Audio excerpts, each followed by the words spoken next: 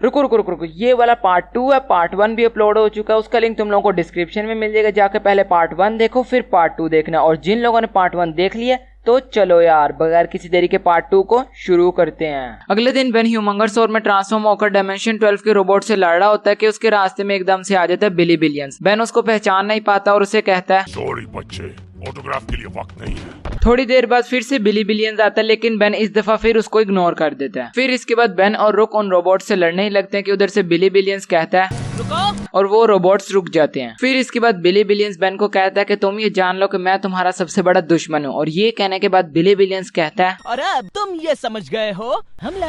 और फिर वो रोबोट्स वापस से हमला करना शुरू कर देते हैं। फिर इसके बाद बेन बिली को पकड़ के कहता है मैं नहीं जानता तुम इन्हें कैसे कंट्रोल कर रहे हो, लेकिन इन्हें पीछे हटने कहो। लेकिन बिली बेन की बात नहीं मानता और वहाँ से उड़ के चला जाता है। फिर उसके बाद बेन और रुक उन रोबोट्स से लड़ते हैं और किसी तरह करके उन रोबोट्स को खत्म कर देते हैं। फिर इसके बाद बेन बिली से कहता है चलो अब सच सच बताओ लड़के, कौन हो तुम? फिर उसके बाद बिली बेन को बताता है कि वो उसके साथ इस मैम की क्लास में पढ़ता था। क्लास में हमेशा बिली को बेन से कम समझा जाता था, जबकि बिली बेन से ज्यादा अमीर था और ज्यादा इंटेलिजेंट था। फुटबॉल की टीम में भी हमेशा बिली को छोटे बच्चों वाली टीम में जाना पड़ता था, जबकि बड़े बच्चों वाली टीम बेन को ले लेती थी। फिर इसके बाद बिली ने ये डिसाइड किया कि वो बेन को इस डायमेंशन से ही खत्म कर देगा। इसके लिए बिली ने एक वेपन बनाया जिसकी मदद से वो बेन को डायमेंशन 23 में भेज सकता था। लेकिन जिस टाइम पर बिली ने बेन के ऊपर फायर किया उस टाइम पर बेन डायमंड हेड में ट्रांसफॉर्म हुआ था। इसके बाद बिली जैसे ही अपने वेपन से रे शूट करता है तो वो डायमंड हेड के क्रिस्टल के साथ टकराकर रीडायरेक्ट होती है और वापस से बिली को ही लग जाती है। और इसके बाद बिली पहुंच जाता है डायमेंशन 12 में। ये सुनकर बेन और रुक कहते हैं यानी मुझे मारने के बजाय तुम खुद डायमेंशन 12 में खींच लिए गए थे। फिर इसके बाद बिली बेन को ये भी बताता है कि उस डायमेंशन के टाइम इफेक्ट की वजह से उसकी एज बढ़ना रुक गई थी, लेकिन उसका दिमाग नहीं रुका था। और अपने दिमाग की वजह से बिली ने एक ऐसा डिवाइस बना लिया था जिसकी मदद से वो उन रोबोट्स को कंट्रोल कर सकता था। इसके बाद बिली ने उन्हीं रोबोट्स की मदद से एक ऐसी मशीन बनाई जिसकी मदद से वो उस डायमेंशन से बाहर आ सकता था। इसके बाद बिली जैसे ही अपनी कहानी खत्म करता है तो वो देखता है कि बेन उसकी बात सुन ही नहीं रहा होता, जिसकी वजह से बिली को और भी ज्यादा गुस्सा चढ़ता है बेन पर और वो फिर अपनी गन उठाता है और बेन और रुक को दोनों को छोटा कर देता है। फिर इसके बाद बेन बिली से कहता है हमें पहले जैसा बनाओ, लेकिन बिली मना कर देता है। फिर इसके बाद बिली एक बटन दबाता है और डायमेंशन 12 के रोबोट्स बेन के पीछे पड़ जाते हैं। फिर उसके बाद बेन ओमनिट्रिक्स को यूज करने की कोशिश करता है, लेकिन ओमनिट्रिक्स एरर करने लग जाता है और कहता है बायोमेट्रिक हाथ का निशान बेन टेनिसन से मैच नहीं करता। लेकिन फिर बेन अपनी कुछ पर्सनल इंफॉर्मेशन देता है जिससे ओमनिट्रिक्स बेन को पहचान लेता है और बेन बॉल वीवल में ट्रांसफॉर्म हो जाता है। इसके बाद बेन एक बॉल बनाता है और उन रोबोट्स को अपने पीछे एक खाली जगह पर ले जाता है। और जैसे ही वो रोबोट्स वहां पर पहुंच जाते हैं तो बेन उन रोबोट्स को अपने प्लाज्मा बॉल से उड़ा देता है। दूसरी तरफ रुक बिली से वो रिमोट लेने की कोशिश करते हैं, लेकिन बिली की असिस्टेंट रुक को रोक लेती है। फिर इसके बाद रुक की और मजूमा की आपस में फाइट होती है। मजूमा रुक को हवा में फेंकती है, लेकिन बेन रुक को बचा लेता है। फिर इसके बाद बेन और रुक सामने देखते हैं तो बिली और उसके असिस्टेंट वहां से जा चुके होते हैं। इसके बाद बेन और रुक प्लमर्स हेडक्वार्टर्स में जाते हैं, जहाँ पर ब्लूकिक और ड्रीबा रुक को ठीक करने की कोशिश करते हैं, लेकिन वो नहीं कर पाते। फिर उसके बाद ग्रैंडपा मैक्स कहते हैं अब हम बस एक ही काम कर सकते हैं, बिली से डीएजर ले आना। दूसरी तरफ हमें दिखाया जाता है कि बिली अपने टावर में जाता है और देखता है कि उसके रोबोट्स काफी स्लो काम कर रहे होते हैं। फिर बिली उनको फास्ट करने के लिए अपनी पॉकेट वॉच का यूज करता है, लेकिन वो उन रोबोट्स को इतना फास्ट कर देता है जिससे उसकी पॉकेट वॉच खराब हो जाती है। और पॉकेट वॉच खराब होने की वजह से वो रोबोट्स आउट ऑफ कंट्रोल हो जाते हैं और बिली की असिस्टेंट बिली को उन रोबोट्स से बचाने के लिए उस टावर से बाहर ले आती है। फिर इसके बाद उन लोगों की आपस में थोड़ी सी बहस वगैरह होती है और वो लोग उस टावर में वापस जाने के लिए एक लिफ्ट में चले जाते हैं, लेकिन लिफ्ट में भी वो लोग एक दूसरे से बहस ही करते रहते हैं। फिर इसके बाद रुक कहता है उस इंटरडायमेंशनल हमले को रोकने के बाद इस झगड़े को निपटाएं। और फिर जैसे ही वो लोग ऊपर पहुंच जाते हैं तो बेन ओमनिट्रिक्स से शॉक स्कॉच मांगता है, लेकिन बेन को ब्लॉक्स मिल जाता है। फिर उसके बाद बेन उन रोबोट्स को तोड़ रहा होता है कि दूसरी तरफ से बिली उस डीएजर को पकड़ के बेन को कहता है देखो मेरे पास क्या है। फिर इसके बाद बिली पर एक रोबोट हमला करता है, लेकिन रुक बिली को बचा लेता है। फिर इसके बाद वही रोबोट दोबारा हमला करता है, लेकिन इस दफा वो दोनों नहीं बच पाते। फिर इसके बाद बिली देखता है कि उसके हाथ में उसकी गन नहीं है, तो वो अपनी गन पकड़ने के लिए आगे बढ़ता है, लेकिन उसको पास में ही रुक का प्रोटोटूल नजर आ जाता है और वो अपनी गन की जगह रुक का प्रोटोटूल उठा लेता है। इसके बाद रुक बिली से अपना प्रोटोटूल लेने की कोशिश करता है, लेकिन बिली रुक को नहीं देता और प्रोटोटूल फेंक देता है। फिर इसके बाद प्रोटोटूल में से एक लेजर निकलती है जो उस पोर्टल जनरेटर को ओवरलोड कर देती है और वो पोर्टल जनरेटर सभी रोबोट्स को अपने अंदर अंदर खींचने लग जाता है और साथ ही आसपास की चीजों को भी। वो पोर्टल बिली को भी अपने अंदर खींचने ही वाला होता है कि उधर से रुक इमरजेंसी शटडाउन बटन दबा देता है और वो पोर्टल बंद हो जाता है। फिर इसके बाद बेन और रुक अपने आप को उस डीएजर से नॉर्मल कर लेते हैं और हर बार की तरह बिली पीछे रह जाता है और बेन आगे हो जाता है। फिर इसके बाद प्लमर्स बिली को अपने साथ ले जाते हैं और बेन और रुक भी वहां से चले जाते हैं। फिर इसके बाद रात को बेन रुक के साथ रुक के प्लेनेट रिवोना पर जाता है क्योंकि वहां पर एक फेस्टिवल होता है। वहां पर जाने के बाद रुक बेन को अपने प्लेनेट के एक फल के बारे में बताता है जो कि होता है एम्बर ओगिया। फिर उसके बाद रुक बेन को अपनी सिस्टर्स से इंट्रोड्यूस करवाता है जो कि होती हैं रुक्शी, रुकशिम, रुकशार। फिर उसके बाद रुक बेन को अपने भाई से इंट्रोड्यूस करवाता है जो कि होता है यंग वन। फिर उसके बाद रुक अपने पेरेंट्स से भी इंट्रोड्यूस करवाता है जो कि होते हैं रुकदा और रुकब्रेला। फिर उसके बाद बेन उन सभी के साथ बैठकर खाना खाता है, लेकिन बेन उस चीज से खाना खाने लग जाता है जिससे वो अपनी पीठ खुजाते हैं। फिर इसके बाद वो सब हंसने लग जाते हैं, लेकिन एकदम से एक आवाज आती है तो रुक की मॉम जाकर देखती है तो वहाँ पर होती है रेयोना। फिर उसके बाद रेयोना रुक को कहती है क्या तुम मेरे साथ फसलों की कटाई के जश्न पर चलोगे? फिर उसके बाद रुक रेयोना को कहता है पता नहीं मेरे मेहमान का क्या प्लान है, लेकिन मैं तुमसे वहाँ मिलूंगा। और फिर रेयोना वहाँ से चली जाती है। फिर इसके बाद वो लोग वापस से खाना खाने लगते हैं कि वही आवाज दोबारा से आती है। इसके बाद फिर रुक की मॉम देखती है तो वहाँ पर होते हैं म्यूरॉइड। इसके बाद रुक के डैड फायर ब्लास्टर से उस म्यूरॉइड को भगा देते हैं। फिर रुक और उसकी सिस्टर बाहर जाकर देखते हैं तो वो म्यूरॉइड चला जाता है, लेकिन उनको इस बात की हैरानी नहीं होती कि वो म्यूरॉइड यहाँ पर आया था। वो लोग इस बात पे हैरान थे कि वो म्यूरॉइड दो पैरों पर खड़ा था। फिर उसके बाद रात को बेन, रुक और यंग वन एक कमरे में सोते हैं। यंग वन और बेन आपस में थोड़ी सी बातें करते हैं और फिर सो जाते हैं। फिर उसके बाद बेन सभी रवाना गैंडर्स के साथ मिलकर एम्बर ओगिया को निकाल रहा होता है, लेकिन उससे एम्बर ओगिया नहीं निकलता। फिर उसके बाद वो ब्लॉक्स में ट्रांसफॉर्म होकर एम्बर ओगिया को निकालने की कोशिश करता है, लेकिन वो सारे एम्बर ओगिया को वेस्ट कर देता है। इसके बाद वहां पर म्यूरॉइड्स आ जाते हैं और वो उस वेस्ट हुए वाले एम्बर ओगिया को खाने लगते हैं और बेन को भी चाटने लगते हैं क्योंकि बेन के ऊपर भी एम्बर ओगिया लगा होता है। फिर इसके बाद रुक के डैड सभी रवाना गैंडर्स को फायर ब्लास्टर्स दे देते हैं और वो उन म्यूरॉइड्स को वहां से भगाने लग जाते हैं। फिर इसके बाद बेन क्रैश हॉपर में ट्रांसफॉर्म होता है और उन म्यूरॉइड्स को मारकर वहां से भगा देता है। इसके बाद रुक के डैड बेन पर गुस्सा होते हैं क्योंकि बेन को उन म्यूरॉइड्स को सिर्फ डराकर भगाना था, ना कि मारकर भगाना था। फिर इसके बाद रुक बेन को वहां से ले जाता है। फिर उसके बाद रात को सभी रवाना गैंडर्स इकट्ठे होते हैं और दिन में उन्होंने जितना भी एम्बर ओगिया इकट्ठा किया होता है वो सब इकट्ठा कर उन बड़े टैंक्स में भरना शुरू कर देते हैं। लेकिन इस दफा फिर वहां पर म्यूरॉइड्स आ जाते हैं, लेकिन इस दफा बेन एलियन में ट्रांसफॉर्म नहीं होता बल्कि उस फायर ब्लास्टर की मदद से उन म्यूरॉइड्स को भगाने की कोशिश करता है। लेकिन इस दफा वो म्यूरॉइड्स डर के नहीं भागते बल्कि वो जो लेने आए थे यानी कि एम्बर ओगिया उसको अपने साथ लेकर ही जाते हैं। और फिर रुक के डैड कहते हैं हमारी मदद करने के लिए शुक्रिया, और वो भी अपना रूप बदले बिना।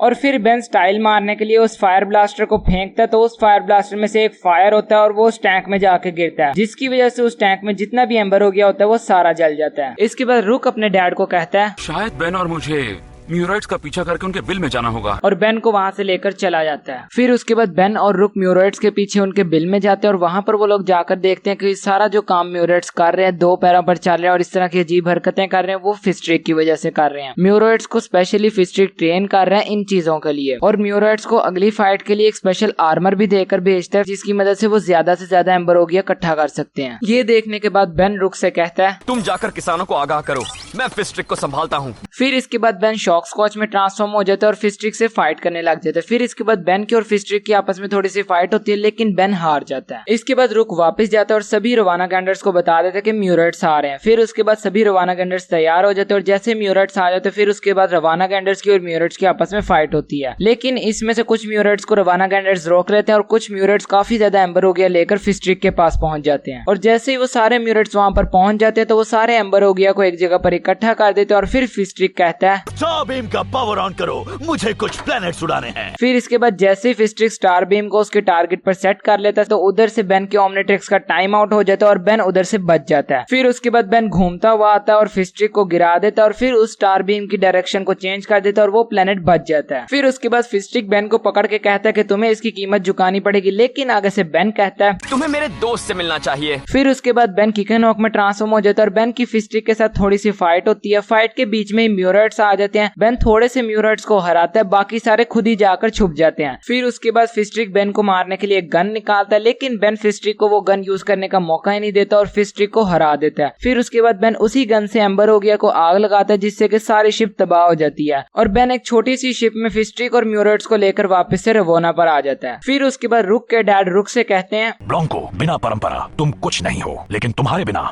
खुद परंपरा ही नहीं बच पाती। अगली कटाई के वक्त लौट आना बेटे। और फिर बेन रुक को बुलाकर अपनी आउटफिट आउटफिट दिखाता है। बेन समझता है कि वो एक किंग की आउटफिट में, लेकिन वो असल में क्वीन के आउटफिट में होता है। फिर उसके बाद बेन यंग वन के पीछे पड़ जाता है और एपिसोड खत्म हो जाता है। अगले दिन हमें दिखाया जाता है कि 11 साल वाला बेन एक्सेलरेट में ट्रांसफॉर्म होकर इयोन से लड़ रहा होता है। फिर इसके बाद 16 साल वाले बेन की इयोन के साथ थोड़ी सी फाइट होती है और फाइट के बाद जैसे ही बेन के ओमनिट्रिक्स का टाइम आउट होने लगता है तो हमें दिखाया जाता है कि 16 साल वाले बेन और 11 साल वाले बेन दोनों के ओमनिट्रिक्स का टाइम आउट एक साथ होता है। फिर इसके बाद हमें दिखाया जाता है कि इयोन 16 साल वाले और 11 साल वाले बेन दोनों के ओमनिट्रिक्स को पकड़ते हैं और दोनों की पर्सनैलिटीज आपस में चेंज हो जाती हैं। इसके बाद 16 साल वाला बेन जो कि 11 साल वाले बेन की बॉडी में होता है वो डिट्टो में ट्रांसफॉर्म हो जाता है और अपनी काफी ज्यादा कॉपीज बना लेता है। फिर वो सभी कॉपीज इयोन के ऊपर चढ़ जाते हैं, लेकिन इयोन उन कॉपीज के नीचे से ही गायब हो जाता है। फिर इसके बाद वहां पर ग्वेन और ग्रैंडपा मैक्स आ जाते हैं। ग्वेन और ग्रैंडपा मैक्स और बेन के बीच में काफी ज्यादा कंफ्यूजन वाली डिस्कशन होती है क्योंकि वो बेन फ्यूचर वाला होता है, लेकिन उन्होंने अभी तक फ्यूचर नहीं देखा होता। और फिर इसके बाद हमें दिखाया जाता है 16 साल वाला बेन जिसकी बॉडी में होता है 11 साल वाला बेन। फिर इसके बाद रुक बेन से पूछता है कि तुम्हारी आवाज को क्या हुआ, लेकिन बेन कहता है तुम कौन हो और मेरा नाम कैसे जानते हो? फिर इसके बाद वहां पर इयोन आ जाता है और बेन ओमनिट्रिक्स को यूज करते वक्त देखता है कि उसके पास नया ओमनिट्रिक्स आ चुका है। फिर इसके बाद इयोन बेन से पूछता है पैराडॉक्स कहाँ है? लेकिन बेन को पैराडॉक्स के बारे में नहीं पता होता क्योंकि वो अभी तक पैराडॉक्स से नहीं मिला होता और यही बात इयोन को समझ आ जाती है। तो इयोन उस टाइम में जाता है जिस टाइम में 16 साल वाला बेन होता है, यानी कि 11 साल वाले बेन के टाइम में। फिर इसके बाद हमें 16 साल वाला बेन दिखाया जाता है जो 11 साल वाले बेन की बॉडी में फंसा होता है। वो ग्वेन को उसके फ्यूचर के बारे में बता रहा होता है, लेकिन ग्रैंडपा मैक्स उसे कहते हैं और आगे कुछ मत बताना बेन, फ्यूचर के बारे में जितना कम पता हो उतना ही अच्छा। फिर जैसे ही ग्रैंडपा मैक्स ये कहते हैं तो पीछे से प्रोफेसर पैराडॉक्स आ जाते हैं। लेकिन यहाँ पर प्रॉब्लम ये होती है कि 16 साल वाला बेन जो 11 साल वाले बेन की बॉडी में फंसा होता है वो प्रोफेसर पैराडॉक्स को पहचान लेता है, लेकिन 11 साल वाले बेन के ग्रैंडपा अभी तक प्रोफेसर पैराडॉक्स से नहीं मिले होते, इसलिए वो बेन को कहते हैं बेन तुम हमें अपने इस दोस्त से नहीं मिलाओगे? इसके बाद प्रोफेसर पैराडॉक्स अपने आप को इंट्रोड्यूस करवाते हैं, लेकिन ज्यादा नहीं। फिर इसके बाद प्रोफेसर पैराडॉक्स बेन को साइड में जाकर कहते हैं इयोन हर चीज पर पूरा पावर पाना चाहता है। मैं इयोन को सिर्फ यहाँ इस टाइमलाइन में फंसा सकता हूँ, लेकिन इस टाइमलाइन से निकलने के लिए उसे चाहिए मेरा क्रोनो नेविगेटर। और जैसे ही प्रोफेसर पैराडॉक्स ये कहते हैं तो वहाँ पर इयोन आ जाता है और कहता है क्रोनो नेविगेटर वो मुझे दे दो, टाइम वॉकर। लेकिन प्रोफेसर पैराडॉक्स मना कर देते हैं। फिर उसके बाद इयोन की और प्रोफेसर पैराडॉक्स की आपस में फाइट होती है और फाइट के बीच में इयोन प्रोफेसर पैराडॉक्स का वो क्रोनो नेविगेटर वाला हाथ काट देता है और फिर प्रोफेसर पैराडॉक्स को अपने साथ ले जाता है। जाते वक्त प्रोफेसर पैराडॉक्स कहते हैं फिक्र मत करो बेन, सारी इंपॉर्टेंट चीजें तुम्हारे ही हाथ में हैं। इसके बाद हमें 11 साल वाला बेन दिखाया जाता है जो 16 साल वाले बेन की बॉडी में फंसा होता है। वो पहले ब्लूकी को ड्रीबा को तंग कर रहा होता है, फिर उसके बाद वो एकदम से जाकर कुछ ऑन कर देता है जिसको ग्रैंडपा मैक्स बाद में ऑफ करते हैं और फिर ग्रैंडपा मैक्स रुक से कहते हैं जब तक हमें पता नहीं चलता कि क्या करना है तुम्हें बेन का ध्यान रखना होगा। लेकिन रुक कहता है कि मैं अभी तक टीनेज बेन को नहीं संभालना सीखा तो मैं इस वाले बेन को कैसे संभालूंगा, क्या कोई और है जो इस बेन को संभाल सकता है। फिर उसके बाद उधर से ग्वेन की आवाज आती है और ग्वेन कहती है मैं हूँ ना। फिर उसके बाद रुक ग्वेन से पूछता है कि आखिर तुम अचानक से यहाँ पर क्यों आई हो। फिर उसके बाद ग्वेन रुक को बताती है 5 साल पहले बेन ने कहा था कि मैं ठीक इसी दिन और वक्त पर उसे ढूंढने आऊं। फिर इसके बाद रुक ग्वेन से कहता है कि क्या तुम्हें कुछ और याद है। तो फिर ग्वेन रुक से कहती है बस यही कि मैं उसे मिस्टर स्मूथीज ले जाने वाली थी। फिर इसके बाद हमें प्रोफेसर पैराडॉक्स और इयोन दिखाए जाते हैं। इयोन प्रोफेसर पैराडॉक्स से वो क्रोनो नेविगेटर मांगते हैं, लेकिन प्रोफेसर पैराडॉक्स कहते हैं वो मेरे पास इस वक्त है ही नहीं और तुम चाहकर भी उसे नहीं ले सकते। फिर इसके बाद हमें 11 साल वाला बेन दिखाया जाता है जिसकी बॉडी में 16 साल वाला बेन होता है। वो उस क्रोनो नेविगेटर को अपने पास रखकर उसके बारे में सोच ही रहा होता है कि उसके दिमाग में ख्याल आता है और वो ग्वेन को कहता है ग्वेन एक एहसान करोगी, आज से 5 साल बाद तुम्हें मुझे ढूंढना है, चाहे मैं जहाँ भी हूँ। इसके बाद बेन वहाँ से चला जाता है। फिर इसके बाद हमें 16 साल वाला बेन दिखाया जाता है जो ग्वेन और रुक के साथ मिस्टर स्मूदीज जा रहा होता है। फिर इसके बाद जैसे वो लोग वहाँ पर पहुंच जाते तो एक पोल पर बेन को सुमो स्लैमर्स का स्टिकर नजर आता है। फिर इसके बाद बेन डायमंड हेड में ट्रांसफॉर्म होकर उस पोल के ऊपर देखता है तो उसे एक नंबर लिखा हुआ नजर आता है और आर्मड्रिलो लिखा हुआ नजर आता है। फिर ये नंबर सुनकर रुक कहता है ये तो मैप कोऑर्डिनेट्स हैं। फिर इसके बाद वो लोग उस जगह पर पहुंच जाते हैं जिस जगह के ये कोऑर्डिनेट्स होते हैं। वहाँ पर बेन आर्मड्रिलो में ट्रांसफॉर्म होकर एक और जगह कोऑर्डिनेट्स निकाल लेता है। फिर इसके बाद वो लोग उस जगह पर जाते हैं तो बेन गोप में ट्रांसफॉर्म होकर एक और जगह के कोऑर्डिनेट्स निकाल लेता है। फिर इसके बाद वो लोग उस जगह पर जाते हैं तो बेन एनर्जी में ट्रांसफॉर्म होकर एक और जगह के कोऑर्डिनेट्स निकाल लेता है। फिर इसके बाद वो लोग उस जगह पर पहुंच जाते हैं और वहां पर बेन वाइल्डमेंट में ट्रांसफॉर्म होकर एक और जगह के कोऑर्डिनेट्स निकाल लेता है और ये वाले कोऑर्डिनेट्स उसी मिस्टर स्मूदीज के होते हैं जहां से उन्होंने स्टार्ट किया था। फिर इसके बाद बेन बिग चिल में ट्रांसफॉर्म हो जाता है और इंटेंजिबल होकर मिस्टर स्मूदीज के अंदर जाता है और वहां से प्रोफेसर पैराडॉक्स का क्रोनो क्रोनो नेविगेटर ले आता है। असल में ये क्रोनो नेविगेटर बेन ने यहाँ पर तब छुपाया था जब बेन इस टाइम पर रस्ट बकेट से बाहर गया था। फिर इसके बाद बेन उस क्रोनो नेविगेटर से अपनी पीठ खुजा ही रहा होता है कि पीछे से इयोन आता है और बेन से वो क्रोनो नेविगेटर ले लेता है। इसके बाद बेन आर्टिगोना में ट्रांसफॉर्म होकर इयोन को रोकने की कोशिश करता है, लेकिन इयोन नहीं रुकता। फिर इसके बाद इयोन क्रोनो नेविगेटर का यूज कर टाइम पोर्टल्स को खोलता है और उसमें से अपने चमचों को बुला लेता है। फिर इसके बाद बेन की टीम की इयोन के चमचों के साथ फाइट होती है और बेन की टीम जीत जाती है। इसके बाद जिन पोर्टल्स में से इयोन के चमचे बाहर आए थे उन्हीं में से एक पोर्टल में से बेन, रुक और ग्वेन को 11 साल वाले बेन और ग्वेन दिखने लग जाते हैं और साथ ही एक दूसरे पोर्टल में प्रोफेसर पैराडॉक्स भी होते हैं। ये देखकर इयोन कहता है, अगर मैं कॉस्मोस पर राज नहीं कर सकता तो मैं उसे तबाह कर दूंगा। इसके बाद वहाँ पर काफी तेज हवाएं चलने लग जाती है और 16 साल वाला बेन जो कि 11 साल वाले बेन की बॉडी में होता है वो इयोन को रोकने के लिए वाइल्ड वन में ट्रांसफॉर्म होकर उससे वो क्रोनो नेविगेटर लेने की कोशिश करता है, लेकिन वो नहीं ले पाता। इसके बाद बड़ी ग्वेन छोटी ग्वेन के साथ मिलकर एक जादू की मदद से प्रोफेसर पैराडॉक्स को छुड़ाने की कोशिश करते हैं और वो छुड़ा भी लेते हैं। फिर उसके बाद 16 साल वाला बेन जो कि 11 साल वाले बेन की बॉडी में होता है वो प्रोफेसर पैराडॉक्स से पूछते हैं कि कोई आइडिया बताइए जिससे हम इसको रोक सकें। फिर उसके बाद प्रोफेसर पैराडॉक्स कहते हैं, तुम्हें इयोन को अपने अपने टाइम जोन्स में पहुंचाना होगा, क्लॉकवर्क की मदद ले लो। लेकिन 16 साल वाला बेन कहता है कि उसके पास क्लॉकवर्क नहीं है क्योंकि 11 साल वाले बेन के ओमनिट्रिक्स में क्लॉकवर्क नहीं था। फिर इसके बाद प्रोफेसर पैराडॉक्स कहते हैं, अगर एक ही वक्त में एक्टिवेट किए जाए तो शायद तुम्हारे दोनों ओमनिट्रिक्स सिंक्रोनाइज होंगे। और फिर 16 साल वाला बेन और 11 साल वाला बेन बिल्कुल वैसा ही करते हैं और दोनों क्लॉकवर्क में ट्रांसफॉर्म हो जाते हैं। इसके बाद वो दोनों क्लॉकवर्क इयोन को वहां से इरेज कर देते हैं और जैसे ही वो इयोन को वहां से इरेज करते हैं तो दोनों बेन्स और दोनों ग्वेन्स और रुक को सारा कुछ भूल जाता है, यानी कि उनको कुछ भी नहीं याद रहता और वहां पर सारा कुछ नॉर्मल हो जाता है। फिर इसके बाद वहां पर रुक आ जाता है और बेन की और रुक की आपस में थोड़ी सी बात हो ही रही होती है कि पीछे से आ जाता है बेन 10,000 और बेन 10,000 आकर कहता है, बेन, पैराडॉक्स कहाँ है? क्रोनो सेपियंस बेकाबू हो गए हैं। फिर उसके बाद बेन कहता है, वक्त की जंग, क्या बात है। और एपिसोड खत्म हो जाता है। अगले दिन लियाम कुछ अंडे लेकर भाग रहा होता है तो बेन और ग्रैंडपा मैक्स उसे पकड़ने के लिए उसके पीछे भाग रहे होते हैं, लेकिन वो उसे नहीं पकड़ पाते। फिर इसके बाद बेन फीडबैक में ट्रांसफॉर्म होकर लियाम को एक झटका देता है जिससे कि लियाम गिर जाता है। फिर उसके बाद बेन स्टाइल मारने के लिए लियाम को तंग करने लग जाता है, लेकिन ग्रैंडपा मैक्स उसे डांटते हैं कि तुम इतने बड़े हो गए अभी भी तुम ऐसे ही कर रहे हो। इसके बाद बेन गुस्सा हो जाता है और वहां से चला जाता है। फिर इसके बाद बेन प्लमर्स हेडक्वार्टर्स में जाकर ब्लोकी को, ड्रीबा को लेता है और मिस्टर स्मूदीज के स्टोर नंबर 23 को ढूंढने चला जाता है। इसके बाद जैसे ही वो तीनों स्टोर नंबर 23 पर पहुंचते हैं तो वो स्टोर एकदम से गायब हो जाता है। फिर उसके बाद वही स्टोर एकदम से वहां पर आ जाता है और वो तीनों स्टोर के अंदर चले जाते हैं। फिर इसके बाद वो लोग थोड़ा सा और अंदर जाते हैं तो उनको पता चलता है कि ये सारा काम प्रोफेसर होकस्टार कर रहे हैं। फिर इसके बाद बेन प्रोफेसर होकस्टार से पूछता है कि क्या आपने ऐसा मिस्टर स्मूदीज बनाया जो डायमेंशंस में ट्रेवल करता है। फिर इसके बाद प्रोफेसर होकस्टार बेन को कहते हैं, एक ऐसा मिस्टर स्मूदी जो एक साथ हर डिमेंशन में मौजूद होता है। लेकिन जिस मशीन की मदद से प्रोफेसर होकस्टार ये कर रहे थे वो मशीन अब खराब हो चुकी है और वो एक डायमेंशन में फंस चुके हैं। फिर इसके बाद वो चारों बाहर जाकर देखते हैं तो उन्हें कुछ चेंज नहीं नजर आता, सारा कुछ बेलवुड जैसे ही नजर आता है। तो एकदम से वहां से एक विलन आता है और वो उस डायमेंशन के बेन को आवाज देता है, लेकिन हमारा बेन 10 उसको जवाब देता है। फिर इसके बाद वहां पर उस डायमेंशन का भी बेन आ जाता है जो कि होता है बेन 23। इसके बाद बेन 10 देखता है कि इस डायमेंशन में हर जगह मिस्टर हीरो के पोस्टर्स और बैनर्स लगे हुए हैं। तो उधर से ड्रीबा कहता है, हमारी यूनिवर्स की हर एक जगह जहाँ मिस्टर स्मूदी है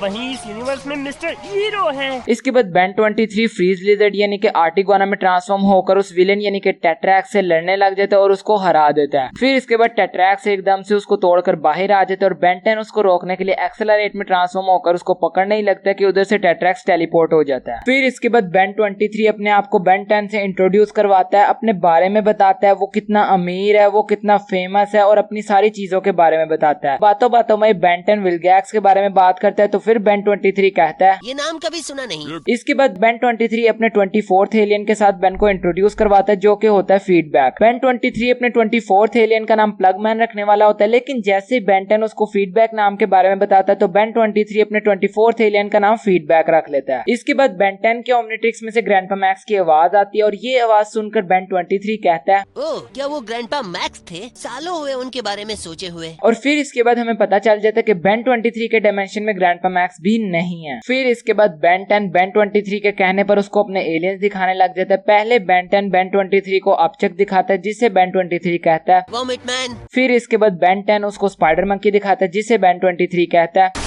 मकी। फिर इसके बाद बेन 10 उसे मॉन्स्टर्स दिखाता है जिसे देखकर बेन 23 कहता है, इसे नहीं जानता। फिर इसके बाद बेन 10 उसको वाइल्ड मड दिखाता है जिसे बेन 23 कहता है। डॉग नैबिट। फिर इसके बाद वहाँ पर 7-7 एकदम से हमला कर देता है, लेकिन बेन 23 कैनन बोल्ट में ट्रांसफॉर्म होकर बेन 10 को बचा लेता है। फिर इसके बाद बेन 23 की और 7-7 की फाइट होती है। बेन 23 7-7 को हरा देता है, लेकिन 7-7 बेन 23 के बाजू पे एक बॉम्ब लगा देता है। फिर इसके बाद बेन 10 एक्सेलरेट में ट्रांसफॉर्म होकर उस बॉम्ब पे सारे कोड स्ट्राइक कर उस बॉम्ब को खोल लेता है और उसको 7-7 के पास रखा था, और इससे पहले कि 7-7 कुछ करता वो बॉम्ब वहीं ब्लास्ट हो जाता है। फिर इसके बाद वहाँ पर टेट्रैक्स और इंटेलेक्चुअरी आ जाते हैं। बेन 23 उन्हें रोकने के लिए इलेक्ट्रिक यानी कि शॉक स्कॉच में ट्रांसफॉर्म हो जाता है और बेन 10 हीट ब्लास्ट में ट्रांसफॉर्म हो जाता है। फिर इसके बाद बेन 23 शॉक स्कॉच की पावर्स की मदद से इंटेलेक्चुअरी का सूट खराब कर देता है, और फिर जैसे ही बेन 23 उस सूट में से उस सूट के कंट्रोलर को निकालता है तो वो और कोई नहीं बल्कि उस डायमेंशन का एज़मत होता है। और फिर बेन 23 एज़मत को उसमें से निकाल कर उसकी टांगे खींचने लग जाता है, उसको तंग करने लग जाता है। फिर पीछे से बेन 10 आता है और बेन 23 को कहता है, इसी ने तुम्हारी हीरो वॉच बनाई है। इसके बाद बेन 10 एज़मत को बचा लेता है और एज़मत बेन 23 से उसका ओमनिट्रिक्स ले लेता है। और फिर उसके बाद बेन 10 बेन 23 को समझाता है कि सभी एलियंस बुरे नहीं होते, कुछ एलियंस अच्छे होते हैं और कुछ बुरे होते हैं। फिर इसके बाद एज़मत उस मिस्टर स्मूदीज वाले स्टोर में जाता है और ब्लूकी को ड्रीबा को बताता है कि ऐसे में इसमें क्या गड़बड़ थी, इसको कैसे ठीक करना है और वो लोग क्या गलती कर रहे थे। और फिर इसके बाद डायमेंशन 23 के सभी लोग स्मूदीज पीते पीते उन लोगों को गुड बाय करते हैं और वो लोग वहां से चले जाते हैं। और जैसे ही बेन अपने डायमेंशन में पहुंच जाता है तो वो जाते ही ग्रैंडपा मैक्स को गले लगाता है और कहता है, कुछ नहीं, बस मुझे ऐसे डांटते रहिए। अगले दिन बेन के घर की बेल कोई बजाता है तो बेन बाहर आकर देखता है तो वो होता है थंडर पिग। और जैसे ही बेन बाहर आता है तो थंडर पिग बेन को कहता है, तुमने मेरे पापा को सलाद पत्ते और टमाटर के साथ रोल में डालकर खाया था।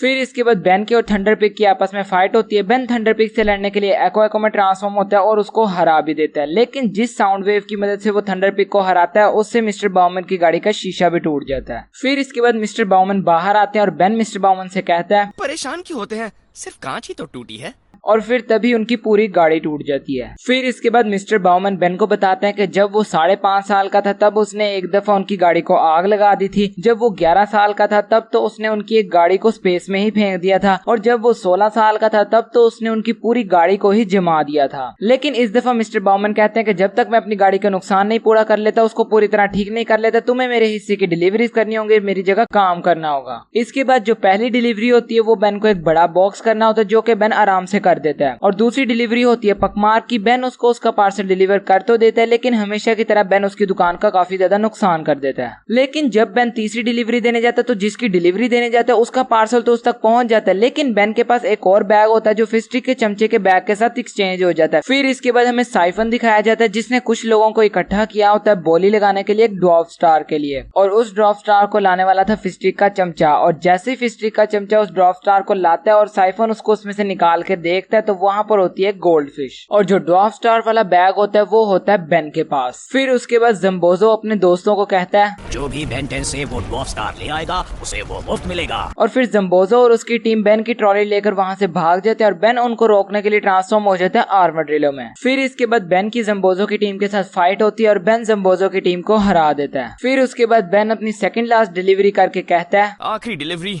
एक जोड़ी गोल्ड फिश। फिर उसके बाद बेन जा ही रहा होता है कि रास्ते में एक कराहो आता है और उस पैकेज को ले जाता है। फिर उसके बाद बेन एम्फीबियन में ट्रांसफॉर्म होता है और सभी कराहो को बारी बारी करके झटके देकर वो पैकेज वापस ले लेता है। फिर उसके बाद वहाँ पर साइफन आ जाता है और बेन से कहते हैं कि वो ड्वार्फ स्टार मुझे दे दो, लेकिन बेन कहता है नहीं। बेन समझता है कि वहाँ पर सिर्फ साइफन अकेला है जिसको वो आराम से हरा देगा, लेकिन वहाँ पर जम्बोजो, फिस्ट्रिक, रीडल ब्रदर्स, वोल्केनस, ट्रोम्बीपिलर और सेंडर भी होते हैं। फिर इसके बाद साइफन कहता है, तुम शायद हमें एक एक करके हरा सकते हो, लेकिन सबको एक साथ हरा पाना नामुमकिन है। और फिर इसके बाद बेन ह्यूमंगर सॉर में ट्रांसफॉर्म होकर एक एक की काफी अच्छी तरह धुलाई करता है, और जैसे ही साइफन की बारी आती है तो साइफन उस ड्वार्फ स्टार का यूज कर लेता है और काफी ज्यादा पावरफुल हो जाता है। और फिर इसके बाद साइफन बेन की उतनी धुलाई करता है जितनी बेन ने उन सभी की थी। और फिर इसके बाद बेन के ओमनिट्रिक्स का टाइम आउट हो जाता है और इसके बाद बेन एक नए एलियन में ट्रांसफॉर्म होता है जिसका नाम होता है टॉयपिक। फिर उसके बाद बेन टॉयपिक की मदद से साइफन को डरा देता है और उससे वो ड्वार्फ स्टार ले लेता है, और इसके साथ साथ वो उन फिशेस को भी ले लेता है। फिर इसके बाद बेन उस आखिरी पार्सल यानी कि उन फिशेस को भी डिलीवर कर देता है और मिस्टर बाउमन के पास चला जाता है। फिर उसके बाद मिस्टर बाउमन बेन का शुक्रिया अदा करते हैं और उससे कहते हैं कि अब मेरी गाड़ी भी ठीक हो गई और तुमने नुकसान भी भर दिया। फिर इसके बाद बेन कहता है, तो हिसाब बराबर। फिर इसके बाद मिस्टर बाउमन कहते हैं, बिल्कुल बराबर।